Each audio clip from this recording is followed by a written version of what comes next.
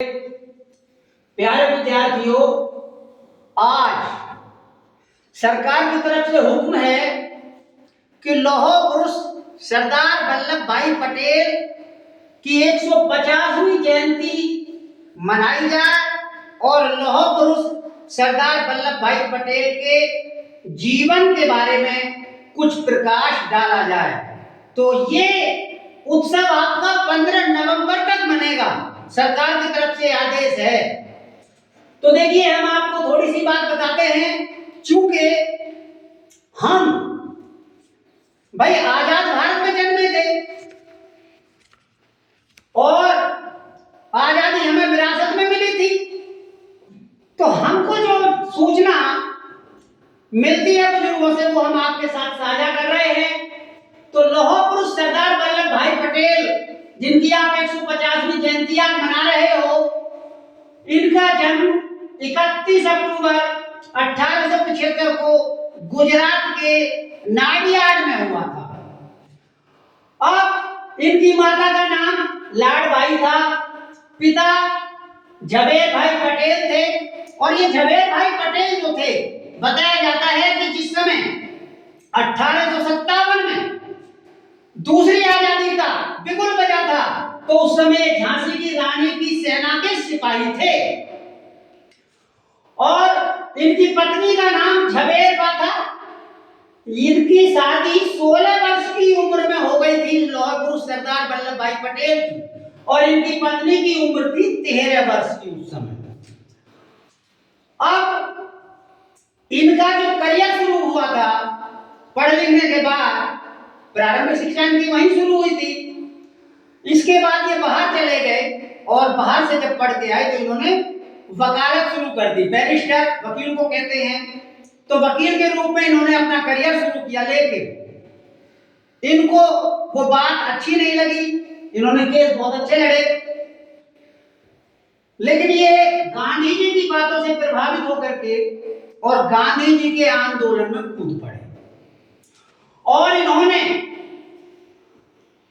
आपके खेड़ा, बारडोली जैसे सत्याग्रह आंदोलन का नेतृत्व किया और इन्होंने नारा दिया था, कर मत दो। ये नारा दिया था इन्होंने खेड़ा सत्याग्रह के आंदोलन का, जिस समय नेतृत्व कर रहे थे। और राष्ट्रीय एकता संकल्प हमारा, ये नारा इन्होंने दिया था बारडोली में, जिस समय किसानों ने जो लगान देने से मना कर दिया था। और फिर इन्होंने नारा दिया था एक भारत श्रेष्ठ भारत, और भी बहुत नारे दिए थे। तो इस लौह पुरुष सरदार वल्लभ भाई पटेल, यानी वैसे तो इनका नाम सरदार वल्लभ भाई पटेल था, लौह पुरुष क्यों पड़ गया? तो देखिए, हमारा जो भारत था वो 1947 को आजाद हो गया, लेकिन अंग्रेजों ने इसके 562 भारत बना दिए, 562 रियासत बना दी। तो उनको एक करने का काम, यानी उनको भारत में विलय करने का काम इस सरदार वल्लभ भाई पटेल ने किया था। 562 रियासतें इस सरदार वल्लभ भाई पटेल ने भारत में मिलाई थी।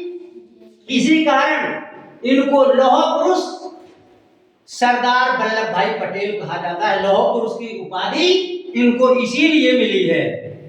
और इनका विशेष गुण क्या था, बताएंगे? विशेष गुण दृढ़ निश्चय, रणनीतिक सोच और राष्ट्रीय एकीकरण। दृढ़ निश्चय, रणनीतिक सोच और राष्ट्र के प्रति प्रतिष्ठित प्रतिबद्धता शामिल थी।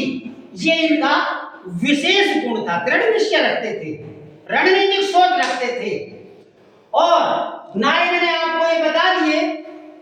तो आप सबसे पहले देखिए, कोई भी महापुरुष है, सरदार वल्लभ भाई पटेल हो, महात्मा गांधी हो, नेताजी सुभाष चंद्र बोस हो, चाहे आपके लाला लाजपत राय हो, जिन्होंने भी आजादी में हिस्सा लिया है, आपके सब पढ़े लिखे नेता हैं। मैं अंत में वहीं आता हूं कि सबसे पहले हमारे देश की, किसी भी देश की, हमारे देश की क्या जो नींव होती है, जो रीढ़ की हड्डी होती है, वो शिक्षा होती है, जिसको तुम एजुकेशन कहते हो।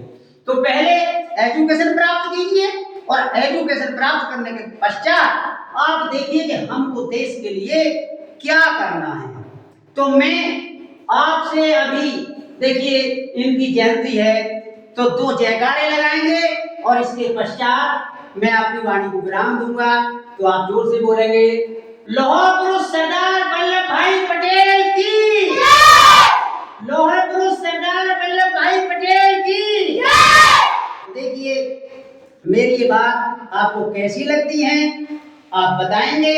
मुझे जो जानकारी प्राप्त हुई है मैंने आपको बताई है। जिस समय आप इनका इतिहास पढ़ेंगे ढूंढेंगे आपका खून खौल उठेगा। और सबसे बड़ा गुण कि कहीं भी 562 रियासतें मिलाने के लिए इन्होंने कहीं गोली चलवानी नहीं पड़ी। केवल 3 जगह इनको सेना का कुछ प्रयोग करना पड़ा था, जूनागढ़, अहमदाबाद और कश्मीर में। बाकी सारी रियासतें इन्होंने अपनी बुद्धि के हिसाब से मिलाई थी और ब्रिटिश शासन के जनरल को भी अंत समय में पता लगा था। तो ये गुण आपको होना चाहिए कि काम हो जाए बाद में पता होना चाहिए। और तुम ढोल पहले पीट देते हो, काम होता है बाद में थोड़ा बहुत। तो मैं अपनी वाणी को यही विराम देता हूँ। इसी के साथ जय हिंद, जय भारत।